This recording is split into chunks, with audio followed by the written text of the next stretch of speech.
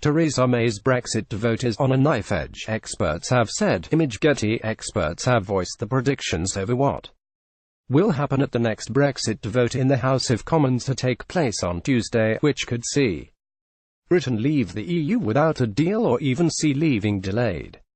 Mujtaba Rahman, managing director of Europe at Eurasia Group, told CNBC, "Next week's vote will be on a knife-edge vote. As such, we only put the odds of May's deal going through at 55%.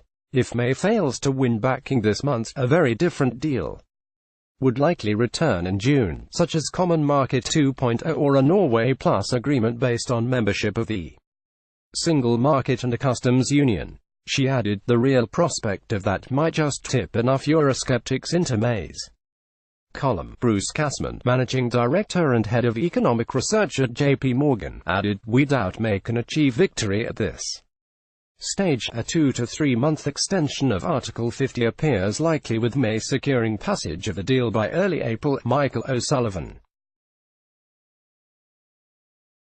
the managing director of Credit Suisse in the private banking, a no deal, which will see Britain leave the EU without an agreement to remain in the boys' customs union and single market. He said, "Politically, the risk that the Brexiteers might miss the Brexit train and the opening up of the political centre creates a set of incentives that could well lead to a deal." Carl Weinberg, chief international economist at High Frequency Economics, said, "We suppose that Parliament's vote on March 12 will be another overwhelming rejecting of the negotiated deal, since the deal will be the same. Some theorize that with a delayed Brexit alternative now on the table, hardliners will vote in favor of what they call a bad deal, rather than see Brexit delayed. We do not think MPs will be swayed by that." Attorney General Geoffrey Cox. Image Getty. The remarks come after Attorney General Geoffrey Cox hinted the ultimate issue with the EU's Brexit withdrawal agreement keeping talks with Michel Barnier deadlocked is the question of whether the backstop protocol could have a time limit.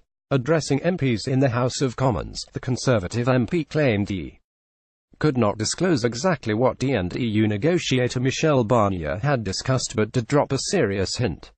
Labour MP Hilary Benn questioned the Attorney General on whether an arbitration panel to deal with the issue of the backstop was at all necessary, even though the withdrawal agreement already provides the UK and the EU to refer to one for any disputes arising from the interpretation of the deal.